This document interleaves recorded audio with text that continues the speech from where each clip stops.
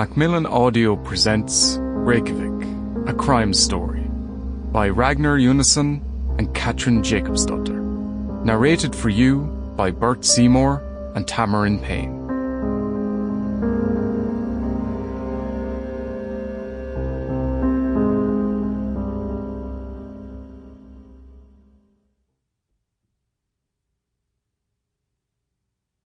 Part 1.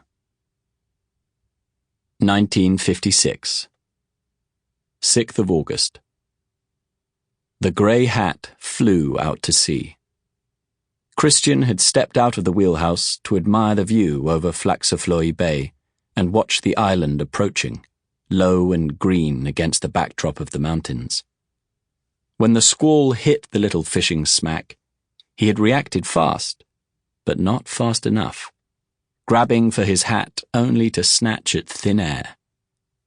Though he'd have never admitted it aloud, he thought that it could have been worse.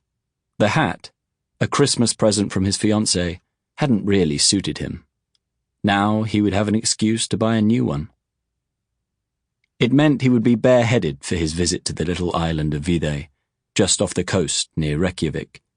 But what did that matter, when the whole thing was bound to be a waste of time anyway?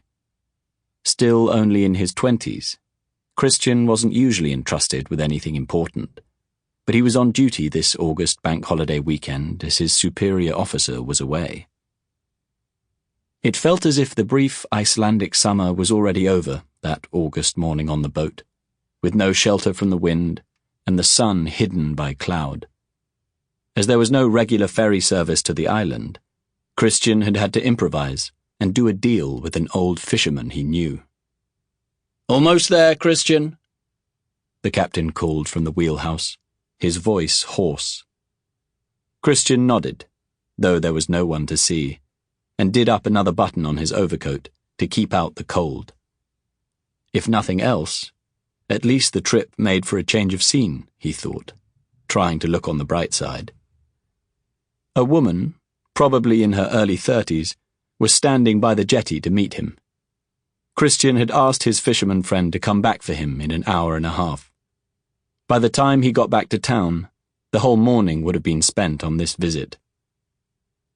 The woman held out her hand. "I'm Olive Blondell. Welcome to Videy." Her face was grave, and she didn't smile. "How do you do? The name's Christian," he said. There was something slightly off about Olaf's manner, he thought. She looked a little shifty, yet at the same time he could have sworn she was relieved to see him. "It's this way," she said diffidently, and set off up the grassy slope from the jetty. He followed, noting that she had short red hair and was wearing a thick woolen jumper. Two striking white buildings with red roofs came into view between the island's twin green hills. The old Danish colonial mansion and the little church beside it. As they drew closer, Christian noticed how dilapidated they looked, the paint peeling from their walls and window frames. Beyond them, he noticed some tumble-down outbuildings, one of which looked like a cowshed, relics of the days where there was still a farm here. Halfway there, Olive stopped, turned and said, "We're not actually going there. My husband's at home. We live nearby." Christian nodded. "Does nobody—" She interrupted. "We have keys to the mansion, but no one lives there. It's a bit run down, but in pretty good nick considering its age. It's 200 years old, you know. The oldest stone building in Iceland." "This girl, Lára," again she cut him off. "It's best you speak to my husband." Christian walked along beside her, neither of them saying a word. There was a blustery breeze blowing on the island, but it was warmer than it had been on the crossing, despite the lack of sun.